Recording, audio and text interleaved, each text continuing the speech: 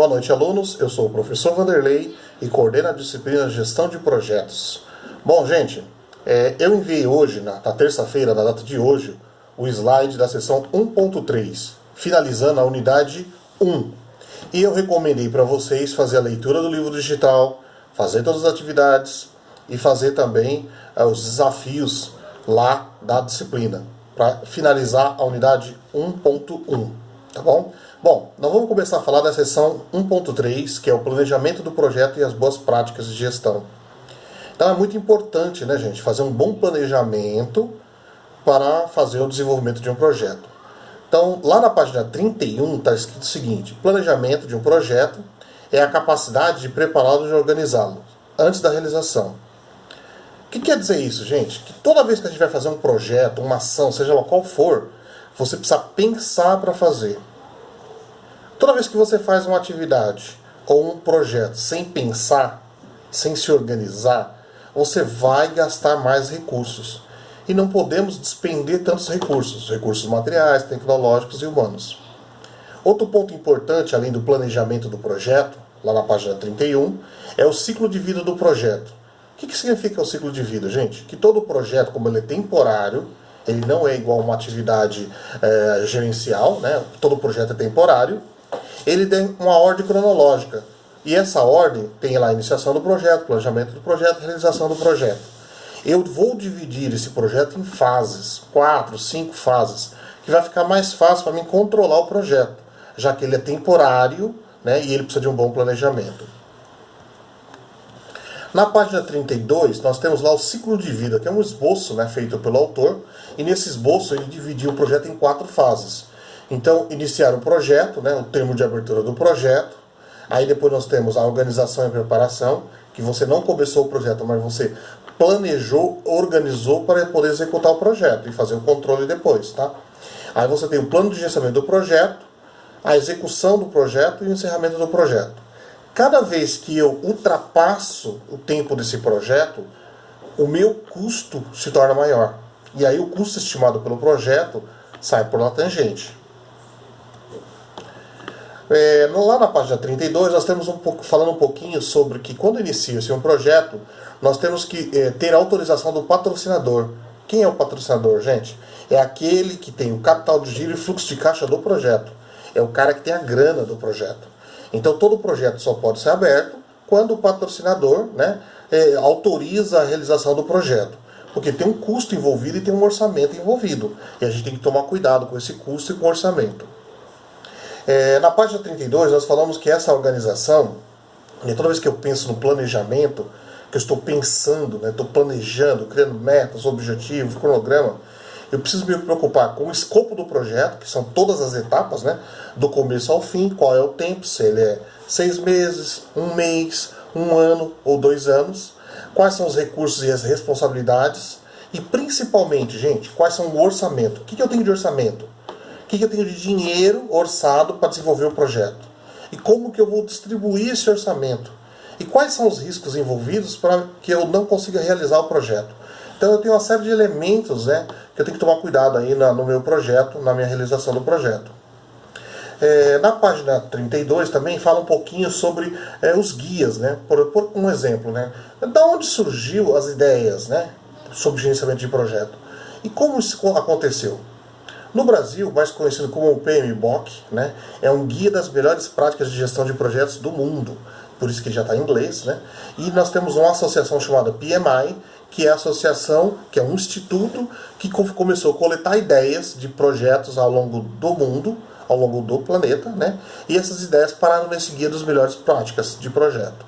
Agora, lógico, né, gente? Se eu estou no Brasil, não tenho acesso ao PMBOK, não tenho acesso ao PMI, que é o grupo de pessoas que gerencia o projeto, como é que eu faço para criar uma network, né, que seja suficiente para mim melhorar meu projeto? Eu posso buscar pessoas que já desenvolveram projetos iguais, posso visitar empresas que já têm projeto mais consistente. E se a gente for pegar uma performance de uma pessoa, eu vou dar um exemplo simples, tá? Vamos supor que você é um gerente do turno da manhã e o gerente do turno da tarde ele tem melhor desempenho que o seu. Isso indica que os indicadores dele são melhores, como gestor, como líder, né? O que você pode fazer para poder se aprimorar? Você pode fazer o quê? Uma network, né? Você pode buscar aí uma rede de relacionamento com essa pessoa e buscar entender quais são as melhores práticas, o que ele faz de bom que dá um resultado bom. E aí, com essas melhores práticas, você vai lá e altera as suas práticas. Bom, gente, na página 34 da unidade, ele fala sobre a estrutura organizacional. O que ele quer dizer com isso? Que toda empresa tem uma estrutura organizacional e dentro dessa estrutura ela é descrita por um organograma.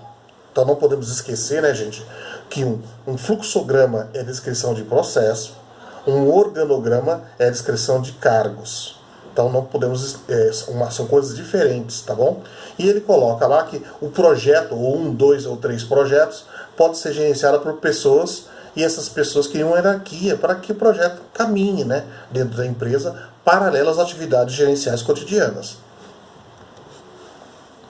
Qual é a vantagem de eu ter uma estrutura funcional? Primeiro que eu centralizo, né? Toda vez que eu falo em estrutura funcional, gente, eu centralizo isso na figura de um líder, né? Então há uma vantagem de centralizar, porque é mais fácil depois para você cobrar. Quando você tem um gestor e esse gestor está centralizado nele as informações. Mas também não tem desvantagem, né? Porque se esse gestor tiver acumulado com muitas atividades, muitos projetos, né, ele pode ficar tão sufocado que ele pode não conseguir atender a todas as demandas. Então, a estrutura funcional tem vantagens e tem desvantagens. Só cabe à empresa analisar o que seria mais viável para ela, né? E aí, na página 35, nós falamos também das vantagens da estrutura projetizada. O que significa isso? Uma estrutura projetizada e a desvantagem. Toda vez que eu tenho um projeto, né, ou vários projetos, eu posso nomear uma pessoa para ser o gerente de todos os projetos em andamento. Mas aí eu centralizo tudo nele, que pode ser uma boa ou pode não ser uma boa. O único problema é que no Brasil, ou na cultura sul-americana, né, nós entendemos que as equipes autogeridas, elas não conseguem avançar. Há sempre a necessidade da figura de um líder, né, de um gestor, de um centralizador, porque a gente adora a liderança, né, mas toda liderança adora um bom chefe. Então, fica aí uma dica para vocês, né, que equipes autogeridas, baseadas na cultura sul-americana, ainda tem um pouco a desejar sobre a questão de entrega de resultados. Bom, na página 37 nós falamos das estruturas matriciais. O que é uma estrutura matricial, gente? É uma mescla entre a estrutura projetada e a estrutura funcional. Eu posso criar um meio termo, né, de estrutura. Eu tenho um líder, eu centralizo nesse líder, só que ele centraliza na sua estrutura. Ele acaba o quê? Delegando, né, dando empowerment, delegando poder para as outras pessoas, e ele vai cobrar essas outras pessoas. Então, a estrutura matricial, ela é 50% funcional e 50% projetada.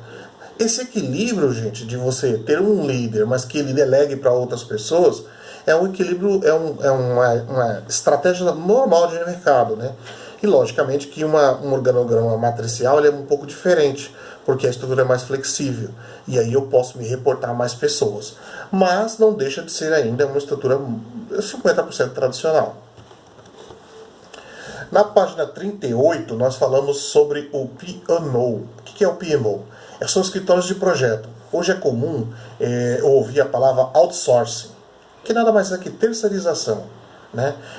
Do ano 2000 para cá, algumas estratégias da empresa, né? Algumas operações da empresa, elas começaram a ser terceirizadas. E essa terceirização se chama outsourcing, né?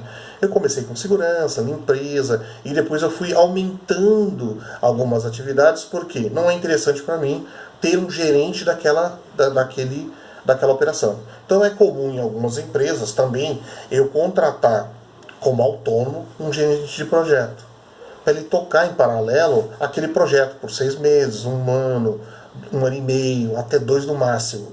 Então é comum, né, eu ter um escritório de projeto, e esse escritório de projeto leva o nome de PMO.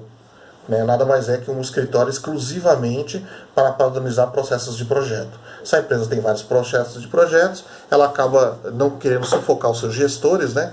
E contrata um gerente. E depois, se ela tiver inúmeros projetos, consecutivos projetos, ela pode até começar a fazer o quê? Contratar esse gerente para fazer parte da empresa. Ele sai da atividade autônoma e entra numa atividade aí registrada pela empresa. Bom, gente, essa aula de hoje, que é 1.3, é o planejamento e gerenciamento do projeto, né? Que são todas as etapas que eu me preocupo antes de começar a executar o projeto. Qual é o risco de eu não fazer isso, de eu não fazer o planejamento? Toda vez que eu não planejo, não organizo, seja numa atividade de gerenciamento de projeto, ou seja numa atividade contínua de gerenciamento de rotina, eu tenho uma certa gastos, né? Eu tenho gastos com recursos. E esses recursos, eles podem dificultar aí a minha entrega de resultado. Cada vez que eu uso recurso desnecessário, eu não consigo bater meta, eu não consigo atender resultado. Bom, gente, fique com Deus, se higienize, cuide da sua família, se cuida, leia, termine a unidade 1 inteira, né? Agora nós temos condições de terminar a unidade 1 inteira, e eu já passei os slides pela manhã, espero que vocês aproveitem aí a disciplina.